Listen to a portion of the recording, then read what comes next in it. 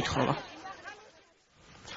სასკოლო სახელმძღვანელოს ერთ-ერთი ავტორი შთამომავალი საავტორო უფლებების ასოციაციაში ჩივის ლაპარაკია ქართული ენის სახელმძღვანელოზე, რომლის პირატული ქსერო ასლები მაღაზიებშიც კი იყიდება. საავტორო უფლებათა ასოციაცია ვითარების შესწავლას ცდილობს.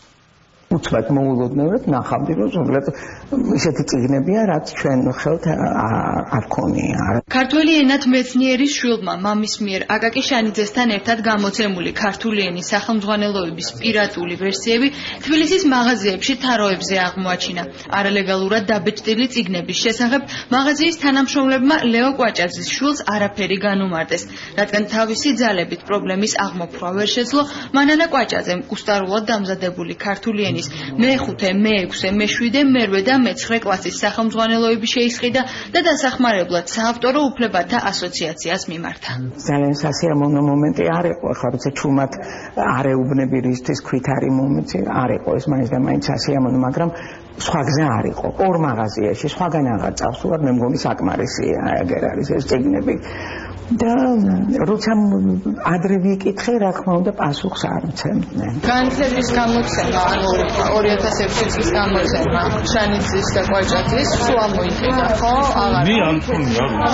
დღეს იმავე მაღაზიაში, სადაც მანანა კვაჭაძემ პირატულად დაბეჭდილი სახელმძღვანელო იყიდა, წიგნის გაყიდვის შესახებ ინფორმაციას უარყოფენ.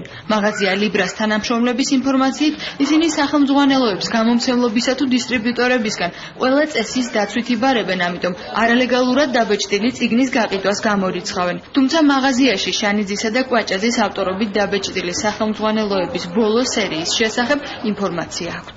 ეგ წიგნი გამოდიოდა განათლება რო იყო გამომცემლობა იმით. გამომცემლობა განათლება აღარ არსებობდა, ფიზიკურად აღარ არსებობს, ანუ ვერ გამოსცემდა ახალ ასლს.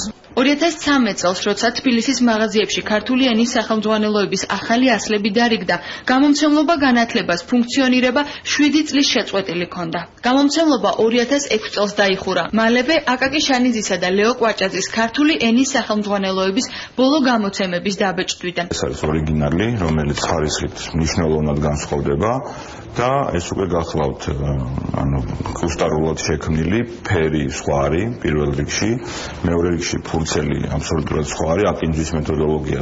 მიუხედავად იმისა, რომ ინფორმაცია პირატული წიგნების გაყიდვის შესახებ მაღაზია ლიბრაში არ დაადასტურეს, საავტორო უფლებათა ასოციაციაში შესყიდული წიგნი ქვითართან ერთად წარმოადგინეს, სადაც სახელმძღვანელოს რეალიზატორიც და მისი მისამართიც მანანა კვაჭაძის ინფორმაციას ემთხვევა. და აქ არის რეალიზატორი ვინ არის? საავტორო უფლებათა ასოციაცია პირატული ეგზემპლარების გამავრცელებელ ორ მაღაზიას ლიბრას და სამშობლოს დაუკავშირდა და წიგნების წარმომავლობაზე ინფორმაცია გამოითხოვა. საპასუხოდ მაღაზიებმა სასაქონლო ზედნადების დანართი წარმოადგინეს, რაც დოკუმენტურად სახელმძღვანელოების მიღების კანონიერებას ადასტურებს. დანართით ირკვევა, რომ სახელმძღვანელოები მაღაზიებმა სადისტრიბუციო კომპანია პრიმავერა ჯორჯიასგან შეიძინეს. საავტორო უფლებათა ასოციაცია საქმეში სამართალდამცველების ჩართვას გეგმავს. მტკიცებულებებსა და დეტალურ ინფორმაციას ასოციაცია ფინანსურ პოლიციას უახლოეს დღეებში გაუგზავნის.